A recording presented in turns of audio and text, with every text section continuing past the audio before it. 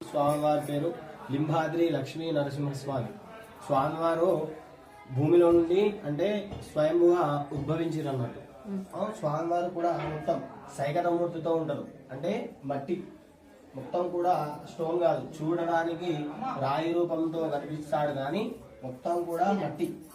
స్వామివారు మొత్తం కూడా మట్టి. ఎట్లా అంటే మనము మన శరీరం ఏ విధంగా అయితే ఉంటుందో ఆ స్వామివారు కూడా అదే విధముగా ఆ రూపం ధరించుకొని ఉంటున్నట్టు.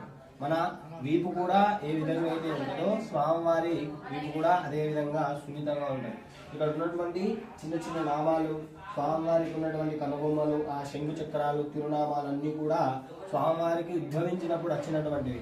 మనం ప్రత్యేకంగా చేసినటువంటి ఏమీ లేదు. స్వామివారు అమ్మవారిని సహితంగా స్వామివారు ఉద్భవించారు. ఇక్కడ కనిపిస్తున్నటువంటిది రెండు చేతులు. ఈ రెండు చేతులు అమ్మవారికి కడియంతో సహా అమ్మవారు ఇద్దరు కూడా నమస్కరించి ఈ నట్టు ఉద్భవించింది. స్వామివారికి మధ్యలో ఎప్పుడో ఒకసారి క్రమంలో ఆ స్వామివారికి భుజం పైన కానీ, చెవుల పైన కానీ, వీపు పైన కానీ వెనుక రంధ్రాలు అయితే ఉంటాయన్నమాట. ఇప్పుడు కూడా స్వామివారికి ఇక్కడ స్వామివారితో పాటు పుట్ట రూపంతో ఉద్భవించినాయి అన్నట్టు. దీని వెనకాల రంధ్రం ఉంది. స్వామివారి వీపు కింది భాగంలో రంధ్రం ఉంది.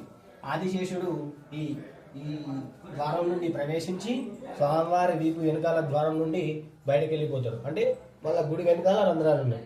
అక్కడ నుండి స్వామివారు బయటకు వెళ్ళిపోతారు. వచ్చే ద్వారం ఇది, పోయే ద్వారం వెనుక నుండి అటు.